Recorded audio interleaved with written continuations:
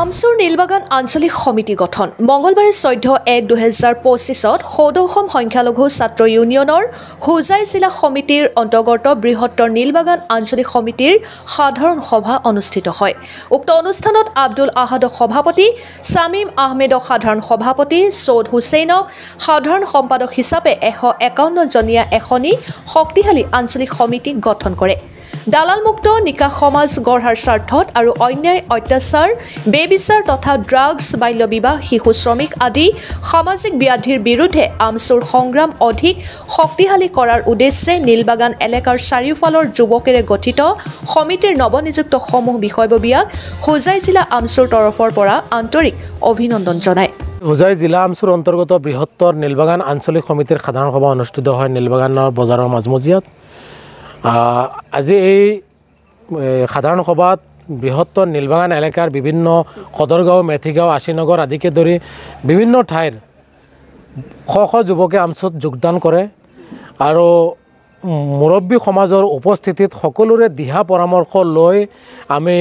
আব্দুল আহাদ, সৈয়দ হুছেইন, আব্দুল আহাদক সভাপতি, সৈয়দ হুছেইনক সাধাৰণ সম্পাদক হিচাপে লৈ 151 জনীয়া এখন শক্তিশালী আঞ্চলিক সমিতি গঠন কৰোঁ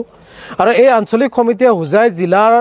আমচুৰ অন্তৰ্গত বিভিন্ন আঞ্চলিক সমিতিৰ ভিতৰত এক শক্তিশালী ভূমিকা পালন কৰি বৃহত্তৰ নীলবাগান এলেকাখনত চলি থকা যিবোৰ অবৈধ কাৰ্যকলাপ আছে এইবোৰ বন্ধ কৰাৰ ক্ষেত্ৰত, নিচাজাতীয় দ্ৰব্য উঠি অহা প্ৰজন্মৰ মাজত প্ৰচলিত হৈছে এইবোৰ বন্ধ কৰাৰ ক্ষেত্ৰত আৰু বাল্য বিবাহ, বহু বিবাহ, শিশু শ্ৰমিকৰ দৰে সামাজিক ব্যাধি নিৰ্মূল কৰাৰ ক্ষেত্ৰত এক মুখ্য ভূমিকা পালন কৰিব বুলি আমি আশা ৰাখিছোঁ। সমান্তৰালভাৱে এই সমাজ ব্যৱস্থাত একাংশ মধ্যভোগী দালালে যি ধৰণে গ্ৰাস কৰি উঠিছে, এই দালালসকলক উৎখাত কৰি এখন নিকা সমাজ গঢ়াৰ স্বাৰ্থত তেওঁলোকে নিষ্ঠাৰে সততাৰে এই নিষ্পেষিত নিৰ্যাতিত যি সংখ্যালঘু লোকসকল আছে এই লোকসকলৰ অধিকাৰ প্ৰাপ্তিৰ এই সংগ্ৰামখন অধিক শক্তিশালী হিচাপে লৈ যোৱাৰ ক্ষেত্ৰত তেওঁলোকে এক মুখ্য ভূমিকা পালন কৰিব বুলি আমি আশা ৰাখিছোঁ আৰু হোজাই জিলা আমচুৰ তৰফৰ পৰা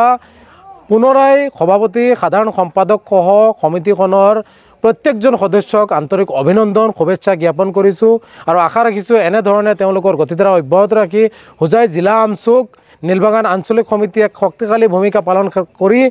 শক্তিশালীভাৱে আগুৱাই যোৱাৰ ক্ষেত্ৰত তেওঁলোকে মুখ্য ভূমিকা পালন কৰি যাব বুলি আমি আশা ৰাখিছোঁ। Bureau report, Suhana live.